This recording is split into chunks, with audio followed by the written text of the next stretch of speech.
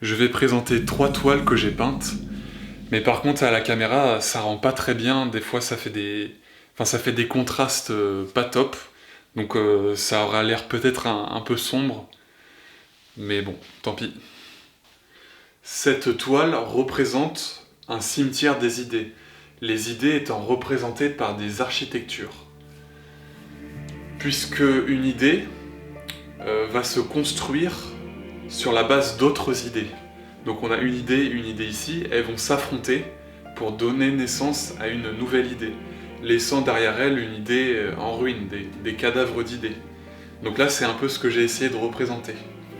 Donc dans l'idée, plus on se rapproche du bas de la toile, plus la construction est ancienne, qui représente donc une ancienne idée.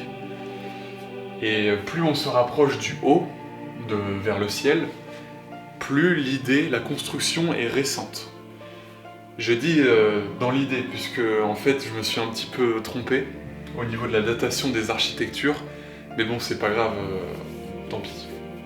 Les architectures, les civilisations se sont basées sur des techniques, des coutumes, de l'architecture ancienne pour améliorer leur architecture, leurs idées. Et puis j'ai fait 2 squelettes ici, en gros plutôt pour représenter l'homme et la femme, puisqu'il faut un homme, enfin des hommes et des femmes pour faire l'humanité.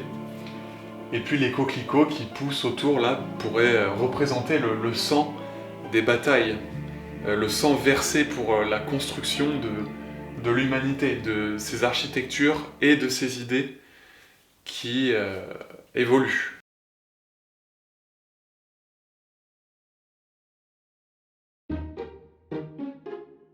Alors cette toile représente des hommes plantes qui sont en train de festoyer dans les bois.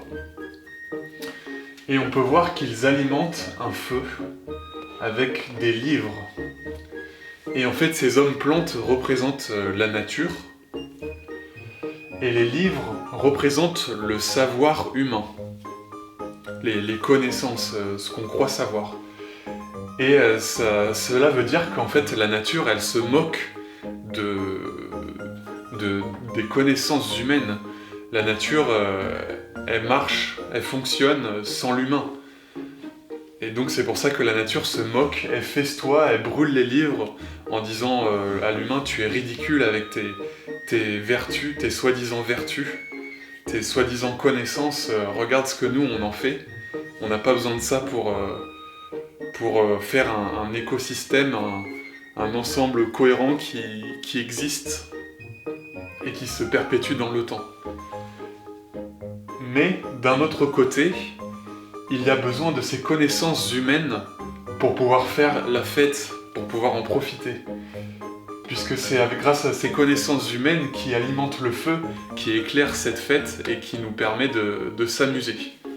Donc c'est pour ça que ce sont à la fois des hommes et des plantes. Des hommes qui ont besoin des connaissances pour pouvoir vivre et s'amuser, mais des plantes puisque les hommes sont aussi issus de la nature et font partie de la nature. On peut voir ici le vieux sage derrière, qui a une barbiche, une barbe et une grosse tête, qui a l'air assez offusqué, qui a l'air assez attaché à ses idées, à ses soi-disant vertus, mais du coup, est-il vraiment sage ? Bon là, j'ai pas fait exprès, mais j'ai fait un roi qui a une tête de gland. Je sais pas si ça a une signification cachée. Cette 3e toile représente le renouvellement de la maison de lettres. Donc il y a eu des batailles, il y a eu des morts qui sont maintenant enterrés dans les plaines. Et grâce à ces cadavres, eh bien, ces cadavres nourrissent et permettent l'émergence de nouveaux êtres.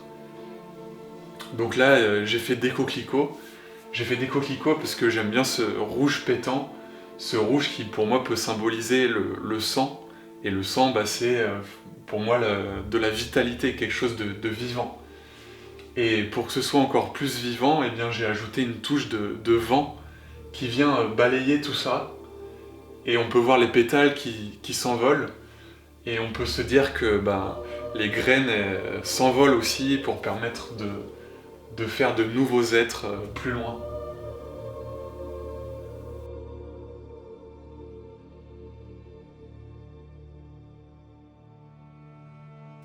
Voilà, j'ai présenté 3 toiles que j'ai faites et je pense que j'aimerais bien en faire mon métier et vivre de ça.